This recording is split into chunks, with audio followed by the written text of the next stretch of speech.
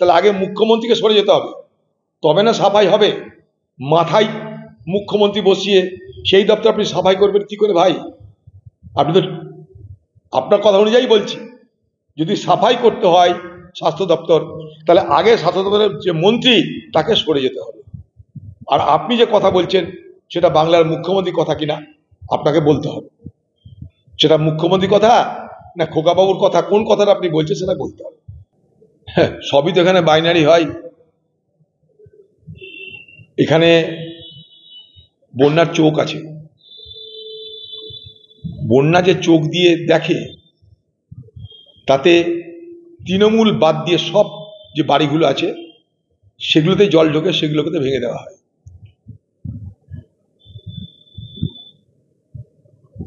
বাংলার সর্বস্তরের মানুষ আছে ক্ষতিগ্রস্ত, কিন্তু ত্রাণটা দেওয়া হবে সরকারের পক্ষ থেকে, সেখানেও চলছে লুটপাট চুরি চামারি। তার জন্য কথাটা বললাম যে দিদি বাংলার বন্যারও চোখ করে দিয়েছে, যে যা বন্যা ভাঙবে, যা বন্যায় ক্ষতিগ্রস্ত হবে সব তৃণমূলের লোক দেবে, তৃণমূলের লোককে খাতির করো, আর বাকি যারা আছে তাদের কিছু দরকার নেই। আর প্রত্যেকবার যখন বন্যা হবে দিদি একটা সেই পুরনো তত্ত্ব, ম্যানমেড বন্যা। আমি বলি এটা ম্যানমেড না, ওম্যান মেড বন্যা। কারণ একটাই, জল ধারণের ক্ষমতা সব নদীতে কমে গেছে, সেই জল ধারণের ক্ষমতা বাড়ানোর চেষ্টা করা হয় না। চাতক পাখি যেমন বর্ষার জলের জন্য অপেক্ষা করে থাকে, তৃণমূল দলের ঠিকাদাররা সেরকম এই বন্যা আর ভাঙনের জন্য অপেক্ষা করে থাকে। বন্যা আর ভাঙন হওয়া মানে ঠাকুর রামকৃষ্ণ স্বর্গ থেকে মর্তে নেমে আসে, দিয়ে বলে টাকা মাটি, মাটি টাকা, খালি মাটি ফেলবার চুরি করো। তাই বাংলা জুড়ে বন্যাকে সামনে রেখে, ভাঙনকে সামনে রেখে সর্বত্র চুরি বাটপারি করার নতুন দিগন্ত দিদিভাই খুলে দিয়েছে। প্রতি বছর আপনি বলেন ম্যানমেড, 14 বছর না 15 বছর কতদিন আছেন জানেন না, আপনি গুনে নেবেন, প্রত্যেক বছরে আপনি বলেছেন ম্যানমেড বন্যা। যদি ম্যানমেডই হয় তাহলে আপনি কিসের জন্য আছেন? আমি বলবো এটা ম্যানমেড না, আপনি আপনার ব্যর্থতা ঢাকার জন্য এটা এই যুক্তির অবতারণা করেন। উল্টে আমি বলতে চাই এটা ওম্যান মেড বন্যা।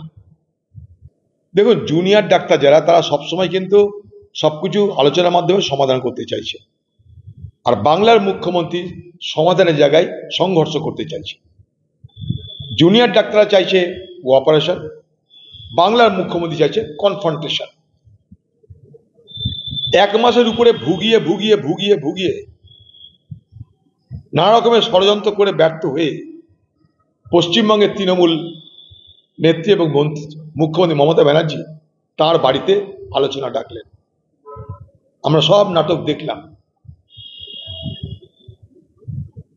কিন্তু তিনি কোনোদিনই আন্তরিক ছিলেন না এই আলোচনায়। তিনি বাধ্য হয়েছিলেন আলোচনায় ডাকতে, কারণ আন্দোলনকারী মানুষের প্রবল ইচ্ছার কাছে তাকে নতি স্বীকার করতে হয়েছিল। কিন্তু কখনোই তিনি আন্তরিক ছিলেন না। আন্তরিক থাকলে বারবার করে জুনিয়র ডাক্তাররা আবার কেন তাদের কাছে যেতে চাইবেন? তিনি কি জানেন না তারা কি বলে এসছে? কিন্তু আপনি চান সংঘর্ষ, আন্দোলনকারীরা চাই সহযোগিতা, আন্দোলনকারীরা আপনাকে সহযোগিতা করতে চাই আর আপনি সংঘর্ষ করতে চান। ফলে কোঅপারেশনের বদলে কনফ্রন্টেশনের বাতাবরণ আপনি তৈরি করছেন। তার বাবা মা তো নাকি বিরাট ডাক্তার ছিল, আগে তার পার্টিটা সাফাই করা দরকার। যেখানে তৃণমূল সেখানে চুরি, যেখানে তৃণমূল সেখানটাই লুট। আগে তার নিজের পার্টিকে সোডাতে ভালো করে কাচা দরকার। সকাল থেকে দেখা যাচ্ছে আইনজীবীদের অবস্থান চলছে ছাত্র ভবনের সামনে, সেখান থেকে প্যান্ডেল খুলে নেওয়া হচ্ছে, ট্যাঙ্ক সরিয়ে নেওয়া হচ্ছে। অত্যাচার শুরু হয়ে গেল, এটা আমি আগেই বলেছি, এটা তো অত্যাচার এক ধরনের। প্রথম কথা, বাংলার মানুষের কাছে একটা বার্তা দিতে হলো, দেখো ভাই আমি মমতা ব্যানার্জি এত তেজি, তবুও দেখো আমি মাথা নিচু করলাম, হয়ে গেল। এবার লিঙ্গারিং করো আর পরিশ্রান্ত করো, ক্লান্ত করে দাও, এক্সজস্টেড করে দাও, দিয়ে তার মতো করে দৌড়াতে চালু করে দাও। যেদিনই আলোচনাটা হয়ে গেল তার পরদিন থেকে দেখুন তৃণমূলের নেতাদের কথাবার্তা, ভাষণ, তার টোন টেনর সব পাল্টে গেছে এই ডাক্তারদের উপরে হামলা নামবের পরে। তাই আন্দোলন না থামিয়ে ডাক্তারদের সঙ্গবদ্ধ হয়ে থাকা উচিত, বাংলার মানুষ আছে তাদের সঙ্গে। যতক্ষণ না তাদের নিরাপত্তা সুনিশ্চিত হচ্ছে ততক্ষণ তাদের বলবো তারা আন্দোলন চালিয়ে যাক। বাংলার সর্বস্তরের মানুষ আজকে এই আন্দোলনে তারা সমর্থন করেছে। আর বাংলার মানুষ হচ্ছে বিচার, কার বিচার? যে চিকিৎসক ধর্ষিতায় খুঁড়িয়ে তার বিচার, সেটা তো এখনো শেষ হয়নি। তার বিচার না পাওয়া পর্যন্ত বাংলা জুড়ে গণ আন্দোলন যেন চলতে থাকে। বাংলার মানুষের প্রতিবাদ থামিয়ে দিলে চলবে না। আজ হয়তো 1 মাস 1.5 মাস 2 মাস পর আমরা প্রতিবাদ থামিয়ে দেব, 6 মাস পর আবার একটা আরজিকর ঘটবে। তাই পশ্চিমবঙ্গের আজকের এই ঘটনার পরিপ্রেক্ষিতে যে আন্দোলন বাংলা জুড়ে হয়েছে, যে প্রতিবাদ বাংলা জুড়ে হয়েছে, সে প্রতিবাদকে থামিয়ে দেওয়ার জন্য গ্রামে গঞ্জে সর্বত্র তৃণমূল সক্রিয়। কিন্তু মনে রাখতে হবে যে এটা আপনার আমার ঘরের মা বোনেদের সুরক্ষার প্রশ্ন। দেখুন, বাংলার মুখ্যমন্ত্রী এখন এটাকে ঝুলিয়ে রাখবে। বাংলার মুখ্যমন্ত্রী চাইছে এই আন্দোলন করবার যে তীব্রতা তীক্ষ্ণতা সেগুলো সব ভোতা হয়ে যাক। চালাক মহিলা তো, নিরুপায় হয়ে মাঝখানে মাথা নিচু করেছিল, মাথা নিচু করে শাস্তির বদলে বদলি করেছে, অর্থাৎ শাস্তির বদলে পুরস্কৃত করেছে। ভাবলো এই করে হয়তো জুনিয়র ডাক্তারদের আন্দোলনকে বাংলার মানুষকে আরেকবার ধোঁকা দেওয়া যাবে। কিন্তু বাংলার মানুষ দেখতে পাচ্ছে যে জন্য আন্দোলন, নিরাপত্তা সুরক্ষা, সেই নিয়ে পশ্চিমবঙ্গ সরকারের মাথা ব্যথা নেই। তাই আজও পশ্চিমবঙ্গের বিভিন্ন হাসপাতালে জুনিয়র ডাক্তারদের সুরক্ষা নেই। এখনো সেখানটায় বেসরকারি কর্মচারীরা রাজত্ব করছে, দালালরা রাজত্ব করছে, এখনো জুনিয়র ডাক্তারদের মার খেতে হচ্ছে। আমরা চাই সাধারণ মানুষ চিকিৎসা পাক, আমরা চাই চিকিৎসক তারাও চিকিৎসা দেওয়ার জন্য উপযুক্ত পরিবেশ পান। অর্থাৎ সাধারণ মানুষ যারা চিকিৎসা করাতে যায় তাদের স্বার্থ সুরক্ষিত, যারা চিকিৎসা করে তাদের নিরাপত্তা সুরক্ষিত। এই দুটো দাবি যতক্ষণ না এক জায়গায় আসছে, মিলছে, ততক্ষণ পর্যন্ত জুনিয়র ডাক্তারদের পক্ষে নিরাপদে নির্ভয়ে নিশ্চিন্তে তাদের পেশাতে মানুষের সেবাতে যোগদান করতে সমস্যা হচ্ছে, আমরা দেখতে পাচ্ছি। তাই পশ্চিমবঙ্গের তৃণমূল পার্টি, পশ্চিমবঙ্গের মন্ত্রী, মুখ্যমন্ত্রী, তাকে বলবো তিনি আরো সেন্সিটিভ হন। কারণ সমস্ত কিছু জন্য আপনার দপ্তর দায়ী। স্বাস্থ্য দপ্তরের মাথা আপনি, পুলিশ দপ্তরের মাথা আপনি। দুটো দপ্তরের চূড়ান্ত ব্যর্থতার পরিণাম আরজিকর। তাহলে পশ্চিমবঙ্গের এই চূড়ান্ত ব্যর্থতা এবং তার যে পরিণাম ভয়ঙ্কর আরজিকর, সে ভয়ঙ্কর আরজিকরের জন্য আপনি প্রত্যক্ষ বা অপ্রত্যক্ষভাবে দায়ী, এটা মুখ্যমন্ত্রী আপনি অস্বীকার করতে পারেন না। তাই নৈতিকতা বলছি, উচিত ছিল আপনার, আজও উচিত আপনার, যতক্ষণ পর্যন্ত তদন্ত হচ্ছে ততক্ষণ পুলিশ মন্ত্রী বা স্বাস্থ্যমন্ত্রী হিসাবে আপনার না থাকাটা বাঞ্ছনীয়। আপনার এইভাবে জোর করে থাকাটা শোভনীয় নয়। এখন ক্ষমতার লোভ আপনার, আপনি কিছুই ছাড়বেন না, সেটা আলাদা কথা। কিন্তু নৈতিক কারণে আপনি এই দুটো দপ্তরের মাথা থাকতে পারেন না। কারণ যত অভিযোগ আপনার এই দুটো দপ্তরের বিরুদ্ধে, এটা আজ নয়, ওটা কয়েকদিন ধরে বলে চলেছে। দেখুন, এই এক দেশ এক vote, one nation one election, প্রাক্তন রাষ্ট্রপতি কোবিন্দ সাহেবের নেতৃত্বে এটা যখন শুরু হলো, তখন আমাকে এই কমিটিতে মেম্বার হিসেবে থাকার জন্য বিরোধী দল, যেহেতু বিরোধী দলের আমি নেতা ছিলাম, সর্ববৃহৎ বিরোধী দলের নেতা, তাই আমাকে সেখানটায় আমন্ত্রণ জানানো হয়েছিল। সে কমিটিতে আমার নাম ছিল। সেদিনও আমি এই কমিটিতে অংশগ্রহণ না করে পদত্যাগ করে দিয়েছিলাম। হঠাৎ করে এক দেশ এক ভোটের মাধ্যমে কি বার্তা দিতে চাইছেন? আমাদের দেশে যে ভোট সিস্টেম আছে এখন, সেটা কি যথেষ্ট নয়? ভারতবর্ষের সংবিধান আছে, সেখানটায় লোকসভা ভোটের জন্য একটা ব্যবস্থা, রাজ্যের বিধানসভা ভোটের জন্য আরেকটা ব্যবস্থা, তার আলাদা আলাদা অনুচ্ছেদ, আলাদা আর্টিকেল। ভারতবর্ষ একটা যুক্তরাষ্ট্রীয় পরিকাঠামো। এখানে সব রাজ্যে একসঙ্গে ভোট করতে গেলে এবং সব ভোট একসঙ্গে করতে গেলে যে পরিকাঠামো দরকার সেই পরিকাঠামো আমাদের দেশে নেই। এত জনসংখ্যা, এত পরিকাঠামো আমাদের দেশে নেই। এমনি একটা ভোটেই আপনার অফিসার দিতে পারছে না, একটা ভোটে কেন্দ্রীয় বাহিনী আনতে দম বার হয়ে যাচ্ছে, অফিসার পাওয়া যাচ্ছে না, ব্যালট সামলানোর, ভোট করানোর, প্রিজাইডিং অফিসার, পোলিং অফিসার। এত ভোট হলে কোথায় যাবে? লোকসভা, বিধানসভা, মিউনিসিপ্যালিটি, পঞ্চায়েত। পঞ্চায়েত এবং মিউনিসিপ্যালিটি এটা রাজ্যের অধীনে ভোট হয়, সেটা কখনো কেন্দ্রের অধীনে হতে পারে না।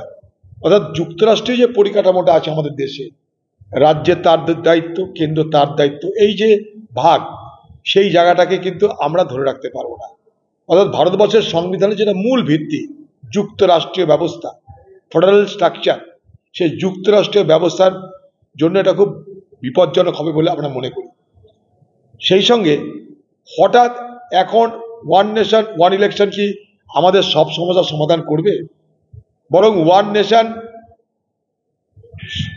আর সকলের জন্য একটা ব্যবস্থা হোক না, ওয়ান নেশন ফর অলস occupation, one nation ensure everybody's occupation. আমার দেশের দরকার এখন বেকারদের রুটি রুজি, মানুষের রোজগার পাতি, সেটার উপরে সরকারের মনোযোগ নেই। সরকারের মনোযোগ কোথায়?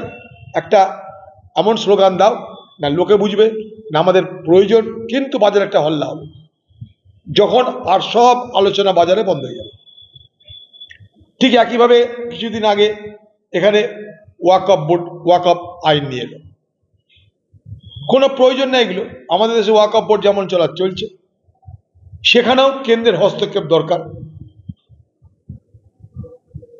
যারা সংখ্যালঘু সম্প্রদায়ের মানুষ, তারা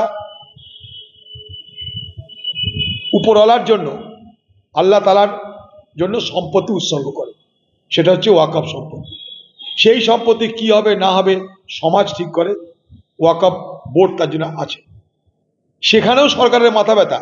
এখন বলছে ওয়াকফ বোর্ডে কি সম্পত্তি আছে না আছে, সেগুলো সব জেলার যে ডিস্ট্রিক্ট ম্যাজিস্ট্রেট, তাকে সব দিতে হবে, সেই ঠিক করবে আগামী দিনে কোনটা ওয়াকফ সম্পত্তি অথবা কোনটা ওয়াকফ সম্পত্তি নয়।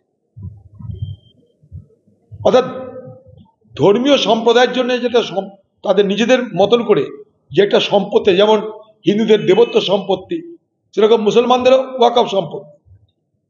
হিন্দুদের দেবত্ব সম্পত্তিতে অন্য সম্প্রদায়ের মানুষ এসে হস্তক্ষেপ করে না, উল্টো দিকে মুসলমানদের জন্য যে ওয়াকফ সম্পত্তি, সেখানেও